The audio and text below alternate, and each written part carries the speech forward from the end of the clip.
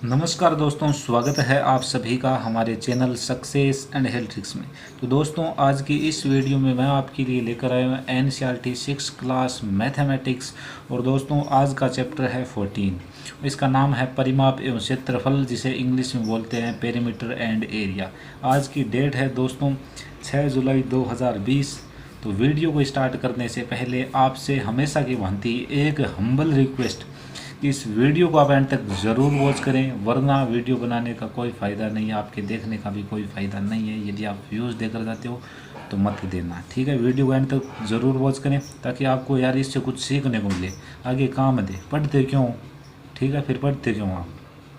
काम दे इसीलिए तो पढ़ते हो कि आगे आपको कोई रोज़गार मिले, जिससे आप पैसे कमाओ, जिससे आपकी लाइफ अच्छी बन सके, आपके और आपके माता पिता की, ठीक है।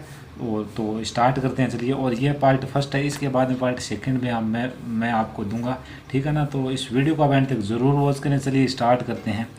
पहला देखिए, परिमाप, जिसे इंग्लिश में बोलते हैं पेरीमीटर। एक बंद आकृति के सभी रेखाखंडों का योग क्या होता है? परिमाप, ठीक है। एग्जाम्पल मैं यहाँ पर ले रहा हूँ। एग्जाम्पल क्या है?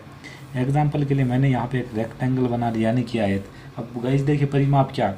अब इसमें कितने रेखाखंड है? एक रेखाखंड ये रहा, दूसरा, तीसरा, चौथा, तो चारों रेखाखंडों का योग।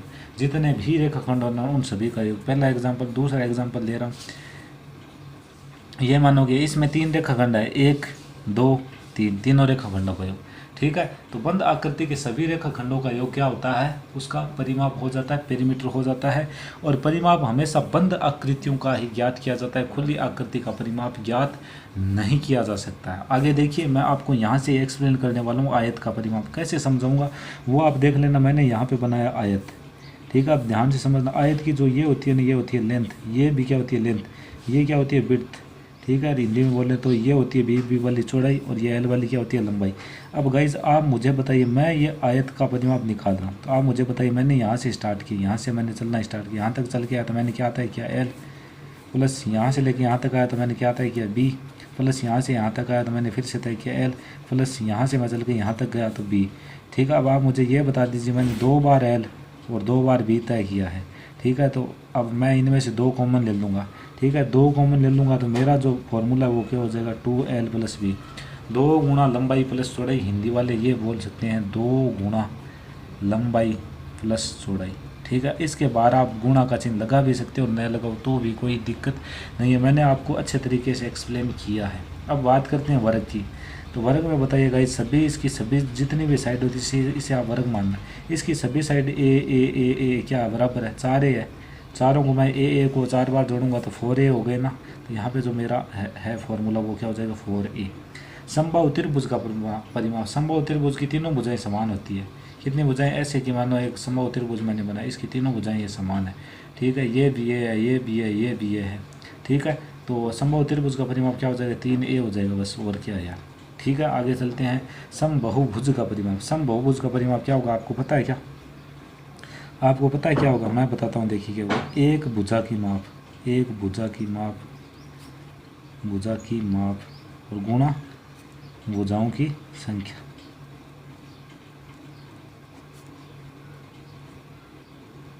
हो चुका है, बस। कोई दिक्कत कोई परेशानी नहीं होनी चाहिए। अब मैं आपको बता दूँ समबाहुभुज होता क्या है। रेगुलर, ठीक है ना, ये पॉलीगन,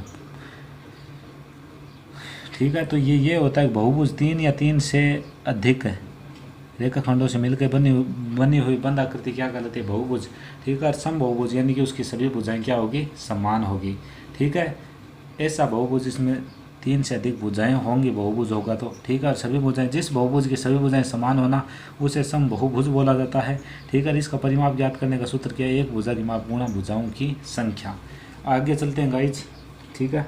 किसी बंद आकृति द्वारा घिरा हुआ क्षेत्र उसका क्षेत्रफल कहलाता है। जैसे कि ये बंद आकृति है मानोगे ये, और इसने इतना क्षेत्र घेर रखा है मैंने, तो ये इसका क्या होगा? क्षेत्रफल हो गया, बस। आगे चलते हैं।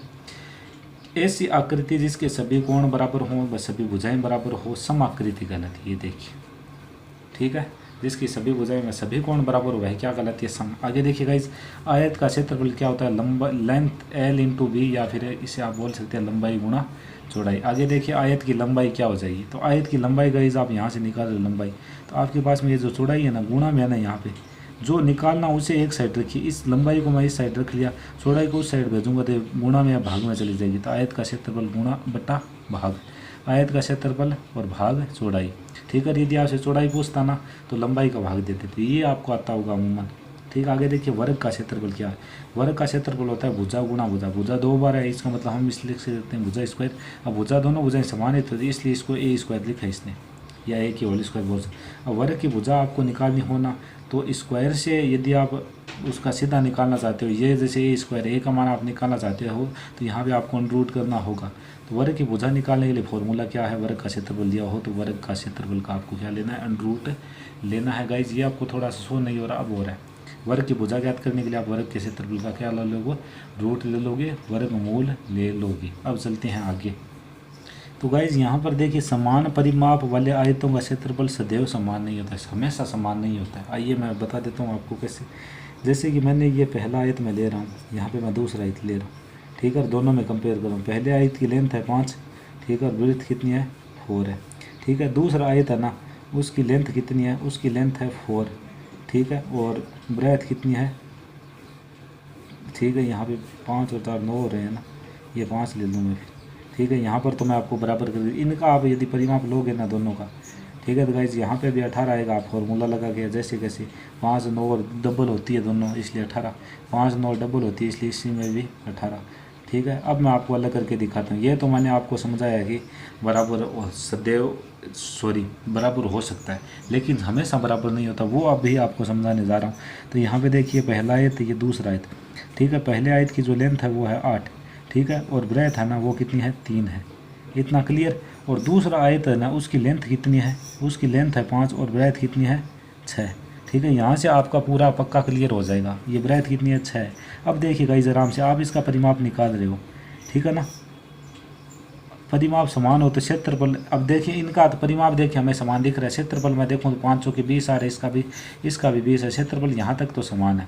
ठीक है, लेकिन इनमें मैं आपको अलग करके दिखाऊंगा। इसमें देखिए परिमाप 8 3 11 22, परिमाप आपका 22 22 दोनों में समान है, लेकिन क्षेत्रफल 8 3 24 आ रहा है इसमें। ठीक है, इसमें क्षेत्रफल कितना आ रहा है, इसमें 5 छक्के 30 आ रहा है, 5 छक्के 30 आ रहा है। तो गाइज़ ये आपका यहाँ से क्लियर हो चुका होगा। मैंने आपको बिल्कुल आराम से समझाया है कि यदि आपका परिमाप समान होना तो क्षेत्रफल ज़रूरी नहीं है कि हमेशा समान हो। ठीक है, जैसे कि यहाँ पर तो समान था लेकिन यहाँ पे मैंने आपको अलग करके दिखा दिया है, तो डेफिनेटली आपके समझ में आ चुका होगा। अब चलते हैं नेक्स्ट टाइप की तरफ। तो गाइज़ इस कॉन्सेप्ट को मैं समझाने जा रहा हूँ, इस पे आगे कौन कंपटीशन में क्वेश्चन बनते हो तो आप गाइज़ इसको ध्यान से समझना ताकि आगे जाके आपके काम दे। परिमाप समान होने पर उस आयत का क्षेत्रफल सर्वाधिक होता है जिसकी लंबाई व चौड़ाई में न्यूनतम यानी कम से कम अंतर हो। तो मैं आपको यहाँ पे एक्सप्लेन करके दिखाऊँ। यहाँ पे एक मेरा रेक्टेंगल होगा, ठीक है, और यहाँ पे दूसरा होगा। ठीक है, इतनी बात क्लियर। और दोनों में आपको फर्क करके दिखा दूँ, इसकी लेंथ है वो 6 है, ठीक है, और ब्रेथ है वो कितनी है 4 है, इतनी बात क्लियर। ठीक है, अब यहाँ पे आयत परिमाप समान करना है ना मुझे। ठीक है, इसकी लेंथ है ना वो कितनी है 8 है, ठीक है, और ब्रेथ दो नहीं कर सकता है, 7 ले लूँ, इसकी लेंथ है 7, ठीक है, और ब्रेथ कितनी है 3 है। अब यहाँ से देखना गाइज, यहाँ से मैं पहले इनका पेरीमीटर निकालता हूँ दोनों का, 6 10 और 20 आएगा इसका पेरीमीटर, इसका भी पेरीमीटर कितना आएगा 20। दोनों का पेरीमीटर देखिए मैंने समान कर दिया है जैसा कि हमें शर्त बोली जा रही थी। अब देखिए गाइज ध्यान से देखिए, ये क्या हुआ, लंबाई चौड़ाई में न्यूनतम अंतर होगा ना उसका क्षेत्रफल सर्वाधिक होगा। ठीक है, तो आप गाइज आराम से देखिए किस में कम अंतर आ रहा है, लंबाई और चौड़ाई में। यहाँ पर मैं देखूँ लंबाई चौड़ाई का अंतर कितना आ रहा है 2 आ रहा है, कितना आ रहा है 2, और यहाँ पर देखूँ तो कितना आ रहा है 7 में से 3 जाएगा 4 का अंतर आ रहा है। तो कम अंतर ये है ना, इसका क्षेत्रफल ज़्यादा आएगा। तो हम चेक करते से तो क्षेत्रफल हम देखेंगे तो एरिया इसका आ रहा है 24, ठीक है, क्योंकि 6 चौके 24 लंबाई इंटू चौड़ाई, और इसका देखें 7 ये 21 एरिया। तो गाइज बिल्कुल सही है, ये कॉन्सेप्ट आप अपनी नोटबुक में नोट कर लो, बहुत ही अच्छा कॉन्सेप्ट है, सीधा आपसे पूछा जाएगा ये। ठीक है, ऐसे ऐसे परिमाप समान होने पर उस आयत का क्षेत्रफल, किस आयत का क्षेत्रफल अधिक होगा जिसकी लंबाई में न्यूनतम अंतर हो, ऐसे करके। ठीक है ना, कुछ भी पूछ सकता है वो आपसे, तैयार रहें। कॉन्सेप्ट आपको यहाँ पे समझा दिया गया। अब चलते हैं हम आगे। समान परिमाप होने पर वर्ग का क्षेत्रफल आयत के क्षेत्रफल से अधिक होगा, ये तो डेफिनेटली अलग। ठीक है, यहाँ पे ले लिया मैंने आयत, यहाँ पे ले लिया मैंने आयत, ठीक है, यहाँ पे ले लिया मैंने वर्ग। अब मैं देखिए आपको समझा दूंगा। अब यहाँ पे बात करें इनके परिमाप की, ठीक है, तो पहले बात कर ले लेंथ की, इसकी लेंथ है 6, ठीक है, और ब्रेथ कितनी है 4, ठीक है। और देख लेते हैं यहाँ पे परिमाप को मैं बराबर करके दिखाऊँ, 6 और 4 10 20, ठीक है। कितना आ रहा है 20, पेरीमीटर कितना आ चुका है यहाँ से 20, यहाँ से एरिया पेरीमीटर इसका भी मैं 20 रखने के लिए मैं करूँगा क्या, मैं भुजा को कितना ले लूँ, 5 ले लूँ। मैंने भुजा को 5 ले लिया, 5 लेकर मैंने यहाँ से निकाला तो मेरा भी जो पेरीमीटर है वो 20 आ रहा है। परिमाप दोनों का समान कर दिया ना मैंने। अब देखिए मैं जा रहा हूँ क्षेत्रफल में, क्षेत्रफल में आपको खुद को कंपेयर, देखिए परिमाप समान कर दिया मैंने यहाँ से 6 4 10 20, इसका 20, इसका भी 20, ठीक है। अब आ जाइए आराम से देखते हैं इसका क्षेत्रफल क्या होगा, 6 चौके 24, लंबाई गुणा चौड़ाई होता है, ठीक है। इसका क्या होगा 5 5 25। तो आप बताइए मुझे 24 ज़्यादा है या फिर 25, 25 ज़्यादा है, यानी वर्ग का बड़ा होगा, वर्ग वाला क्या होगा, बड़ा होगा, ठीक है। यही इसने बोला है, बस याद रखें। और क्या है आपको मैंने एक्सप्लेन करके यहाँ पे दिखाया यार बिल्कुल। अब चलते हैं गाइस, हम आगे क्वेश्चन करेंगे कुछ, तो बिल्कुल इत्मीनान से मैं क्वेश्चन बताऊंगा, आप मेरे साथ बने रहे। एक आयत की लंबाई 12 व चौड़ाई 7 मीटर है तो उसका परिमाप, ठीक है। तो आप लिख ले पहले यहाँ पे आयत की लंबाई बराबर कितना है 12 मीटर, ठीक है। फिर लिख लेना आप चौड़ाई, चौड़ाई कितनी है 7 मीटर, ठीक है। फिर लिख लेना आप आयत का परिमाप। हमें यार अच्छे तरीके से हल करना है, वो मैं जल्दबाजी में हूँ थोड़ा इसलिए जल्दी कर रहा हूँ। आयत का परिमाप क्या होता है आप खुद बता दीजिए, 2 गुणा लंबाई प्लस चौड़ाई, ठीक है ना। बिल्कुल इजी वे में 2 का 2 लगाया, लंबाई 12 प्लस 7 कितने हो गए 19, ठीक है। तो यहाँ पे आप लिखिए 2 गुणा 19 तो 38 सेंटीमीटर, 38 मीटर, वो आपका राइट आंसर हो जाएगा। पेरीमीटर की यूनिट वही रहती है जो आपको क्वेश्चन में गिवन हो, इकाई यूनिट रहती है, ठीक है। स्क्वायर गुना नहीं होती है पेरीमीटर में, ठीक है। अब आगे चलिए, एक आयत का परिमाप 56 है, यदि लंबाई 20 हो तो चौड़ाई बताइए। अब आप बताइए मुझे परिमाप आपको कितना दिया गया है 56, ठीक है। परिमाप का फॉर्मूला क्या होता है, 2 गुणा लंबाई, लंबाई आपको दी गई है 20 प्लस चौड़ाई आपको पता नहीं, चौड़ाई नाम की जगह आप नाम ही रख लो, बराबर 56 रख लो। अब इस 2 को आप उस साइड भेजोगे तो 2 इसके बट्टे में आएगा, तो यहाँ पे 2 का भाग लग के 28 हो जाएगा। तो 20 प्लस चौड़ाई बराबर आपके पास में कितना है 28। यहाँ से आप चौड़ाई को फाइंड आउट करने वाले हो तो होगा क्या, ये जो 28 है ना 28, ये 20 उस साइड चल के जाएगा तो माइनस का हो जाएगा, ठीक है। आपकी जो चौड़ाई है ना वो कितनी आ जाएगी, यहाँ से 8 आ जाएगी।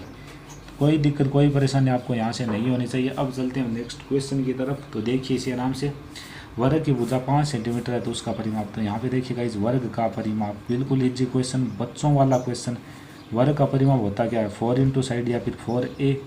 अब a की जगह हमारे पास में 5 है तो 4 पंजे 20, सेंटीमीटर हो तो सेंटीमीटर लिख दो और मीटर हो तो मीटर लिख देना, ठीक है।